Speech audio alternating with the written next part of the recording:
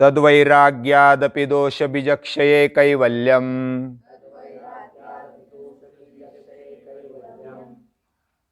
आधा आधा बोल दो, सभी को आवाज आनी चाहिए।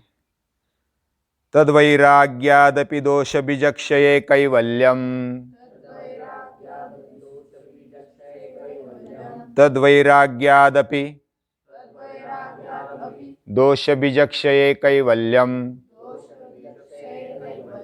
तद्वैराग्यादपि दोषबीजक्षये कैवल्यम्।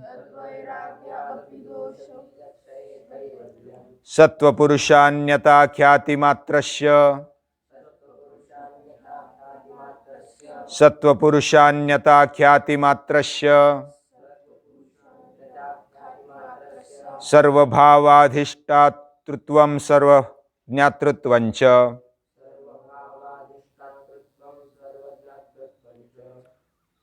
सत्वपुरुषान्यता ख्यातिमात्रस्य सर्वभावाधिष्ठातृत्वं सर्वज्ञातृत्वं च।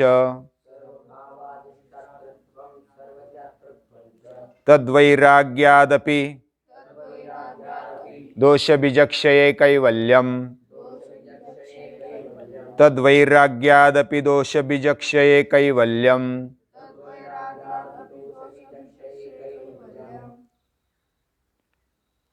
प्राणायाम करते करते हम अभ्यास भी करते हैं। विभूतिपाद में महर्षि पतंजलि ने अलग अलग प्रकार की सिद्धियां बताई और मन का या तो चित्त का संयम करने से क्या क्या सिद्धियां मिलती है,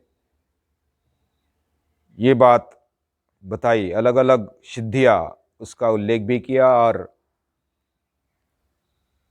किस सिद्धि के लिए कहाँ पर संयम करना है, कहाँ पर एकाग्र होना है, यह महर्षि पतंजलि बहुत ही सटीक तरीके से बताते हैं। अभी तक जो भी सिद्धियां बताई उनमें बाह्य विषयों पर अलग अलग प्रकार से अलग अलग स्थान पर मन को या तो अंतःकरण को जब एकाग्र करते हैं, संयमित करते हैं, तो उसका परिणाम सिद्धि रूप में हमें मिलता है, उस पर जय प्राप्त होता है। जैसे बाह्य विषय है वैसे अंदरूनी विषय है। जीवन के अंदर भी कुछ विषय होते हैं।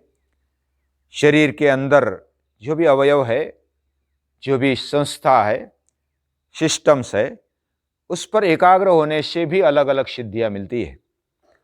इतना ही नहीं, अंतःकरण यानी मन, बुद्धि, चित्त, अहंकार, इनके अलग अलग भावों पर एकाग्र होने पर भी अलग अलग सिद्धियां मिलती है। और इसके बावजूद भी जब हम अधिक सूक्ष्मता तक जाते हैं, तो सूक्ष्मता तक जाते हुए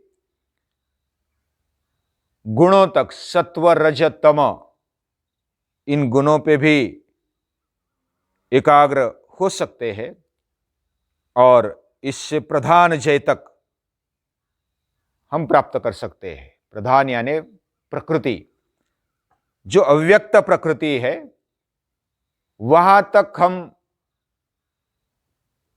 जय प्राप्त कर सकते हैं। और उस जय से पहले बताया था तज्जयात प्रज्ञालोका, अलग अलग स्थानों पर जय प्राप्त करते हुए उसका परिणाम प्रज्ञालोक होता है, यानी कि बुद्धि में प्रकाश फैलता है। प्रज्ञा का आलोक हमारे जीवन में आ जाता है, स्पष्टता आ जाती है। जब प्रधान जय होता है, यानी सत्व गुण प्रधान, रजोगुण प्रधान, तमोगुण प्रधान, ऐसे तीनों से युक्त ऐसी प्रकृति पर जब विजय पाते हैं, यानी कि विजय पाने का मतलब युद्ध हुआ और उसमें विजय पा ली, ऐसा नहीं है। उस पर विजय पाना वैसे कठिन या तो नामुमकिन बात है, लेकिन उसके संदर्भ में हमारे अंतःकरण में, हमारे जीवन में जो उसका अधिष्ठान है उस पर विजय पाते हैं। यानी कि हम उन पंचमहाभूतों से लेकर के पंच तन्मात्रा, पंच ज्ञानेन्द्रिय, पंच कर्मेंद्रिय, मन बुद्धि चित्त अहंकार महत तत्व तक हम अपने काबू में रख सकते हैं और हम जैसा चाहे वैसा उसका उपयोग कर सकते हैं। इतनी शक्ति आ जाती है। और जब प्रकृति जय होता है उस समय विवेक ख्याति आ जाती है, यानी योग्य अयोग्य समझने की ताकत बुद्धि में आ जाती है। यह विवेक ख्याति। उसमें सत्व पुरुषान्यता ख्याति पिछले सूत्र में हमने देखा। सत्व यानी अंतःकरण, पुरुष यानी आत्म तत्व, परमात्मा तत्व, और दोनों अलग है। इसका भान, उसका अखंड भान जब होता है तो वह विवेक ख्याति है, वह सत्व पुरुषान्यता ख्याति है। और उसका परिणाम क्या होता है? सर्वभावाधिष्ठातृत्वम। दुनिया में, हमारे जीवन में जो भी भाव है उसका मैं अधिष्ठाता हूं, ये सदैव भान रहता है। और उस भान से हमें सब उसके बारे में ज्ञान हो जाता है। वह सर्वज्ञातृत्वम है। और ये दोनों सिद्धियां प्रधान जैसे मिलती है, और उस सिद्धियों के बारे में भी वैराग्य होना चाहिए। वह तद्वैराग्य, इस सूत्र में वो बताया, तद्वैराग्यादपि दोष विचक्षे कैवल्यम। उसके बारे में भी वैराग्य होना, यह बहुत बड़ी बात है।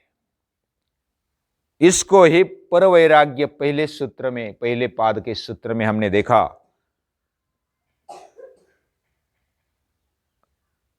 यानी जब पहले सूत्र में दृष्टानुश्रविक विषय वितृष्णस्य वशीकार संज्ञा वैराग्यम, यह अपर वैराग्य है। तत्परम पुरुष ख्यातिर गुण वैतृष्ण्यम, यह परवैराग्य है। और जो परवैराग्य है वो इधर होता है। परवैराग्य में पुरुष ख्याति है, तत्परम वह श्रेष्ठ, ऐसा जो वैराग्य है, अनासक्ति है, वह कब होती है? पुरुष ख्यातेर गुण वैतृष्ण्यम, पुरुष ख्याति हो जाती है, यानी पुरुष के बारे में स्पष्ट ज्ञान हो जाता है। और गुण वैतृष्ण्यम, गुणों के बारे में भी वितृष्णा हो जाती है, यानी तमोगुण, रजोगुण और सत्वगुण में हम अटकते नहीं हैं, उससे परे हो जाते हैं। और वह है गुण वितृष्णा, गुण वैतृष्ण्यम। और वह वैराग्य, वो परवैराग्य है। और वही वैराग्य से हमें पुरुष ख्याति हो जाती है, विवेक ख्याति हो जाती है। और उसके कारण जो भी दोष है, दोष मुख्य रूप में 3 प्रकार के हैं। हमारे जीवन में 3 प्रकार के दोष है। एक है अविद्या। पहला जो दोष है अविद्या यानी अज्ञान, उसको अगर दूर करेंगे, उसको दूर करने के लिए ज्ञान की आवश्यकता है, विद्या की आवश्यकता है। और जो सही विद्या है, यानी जो वेदांत विद्या, योग विद्या, योग विद्या के कारण हम पात्र बन जाते हैं, लायक बन जाते हैं ब्रह्म विद्या पाने के लिए, वेदांत विद्या पाने के लिए। और ये पात्रता बनाते बनाते, योग विद्या से पात्रता बनाते बनाते हम जब ब्रह्म विद्या पाने के लिए पात्र बन जाते हैं, तब दोष खत्म होने लगते हैं। और उसमें अविद्या ये मूल दोष है। दूसरा दोष है काम यानी आसक्ति। और तीसरा दोष है कर्म। कर्म यानी कर्म में भी मूल दोष है कर्माशय। कर्म के कारण जो संस्कार हमारे चित्त पर होते हैं वह कर्माशय है। और कर्माशय और उसमें जन्मे हुए क्लेश ये मूल कारण है। क्लेश मूलक कर्माशय। तो ये जो 3 दोष है उसमें अविद्या है, काम है और तीसरा है कर्म। ये तीन दोषों को क्षीण करने वाला ये वैराग्य होता है। और बीजक्षय यानी हमारे अंदर जो कर्माशय के बीज इनके कारण जमा होते हैं, वो बीजों का क्षय कर देता है। बीजों का क्षय यानी जैसे मैं किसी को गाली देता हूं, इसका मतलब मेरे अंदर उसके प्रति द्वेष है, तिरस्कार है। और वो तिरस्कार या तो द्वेष हमारे चित्त में वो इतना बैठा हुआ है कि उसके कारण वो कलुषित हो गया है। और ये दोष है, ये संस्कार हमारे अंदर हुए हैं और उस दोष का भी क्षय हो जाता है। और ऐसे अलग अलग विकार है, अलग अलग दोष है। तो उन दोषों का जो बीज है कर्माशय, उसको भी निस्तनाबूद करने की ताकत ये वैराग्य में होती है। और वो दग्ध बीज हो जाता है। दग्ध बीज यानी जैसे कोई बीज को भुना दिया, तवे पर उसको भुना दिया या तो ओवन में उसको भुना दिया, उसकी उगने की क्षमता खत्म हो जाती है, वो उगता नहीं है। हाँ, जो किसान है उनको मालूम है, अगर बीज को भुना दिया, उसको अग्नि पर तपा दिया, तो उसकी अंकुरण की क्षमता नष्ट हो जाती है। लेकिन वो खाने के काम आता है, सृष्टि के काम आता है, पोषण में काम आता है। ऐसे जो योगी है वो भी नए जो कुसंस्कार या तो सुसंस्कार उनमें जन्मते नहीं है, उनमें कर्माशय नहीं है। उन कर्माशयों के अलावा वो कर्म करते रहते हैं, यानी उनके दोष पूरे खत्म हो गए, दग्धबीज हो गए, फिर भी वो कर्म नहीं करते ऐसा नहीं है, वो कर्म करते रहते हैं। लेकिन वो बहुत ही वैराग्यपूर्ण कर्म करते हैं, निष्काम कर्म करते हैं। और उनके कर्म उनको फिर बांधते नहीं है, उनके जीवन में उनको बांधते नहीं है। और वह जो स्थिति है, वह स्थिति वह कैवल्य स्थिति है। कैवल्य यानी केवल वही स्थिति, उसी स्थिति को धर्म में समाधि तक इधर उल्लेख किया गया है, वो चौथे पाद में है। उसका वर्णन हम बाद में सुनेंगे। लेकिन आज का जो सूत्र है, प्रधान जय से यानी प्रकृति पर जय पाने पर भी उससे जो सिद्धियां मिलती है, सर्वभावाधिष्ठातृत्वम यानी सभी भावों को जानने की ताकत और सर्वज्ञता, ये जो आती है, उसका भी, उससे भी वैराग्य हमारे जीवन में होना चाहिए। और जो अच्छा योगी है, साधक है, वो क्या करता है, उससे वैराग्य रखते हुए अपने दोषों को और अपने बीज को वो क्षीण कर देता है, नष्ट कर देता है, और वही कैवल्य अवस्था है। और ये अंतिम जो प्राप्ति होनी चाहिए जीवन में, उसका ये लक्षण आगे बताया है। आगे जैसे भी हम सूत्र देखेंगे उसमें उसका वर्णन आएगा, वो कल देखेंगे। तब तक नमस्कार।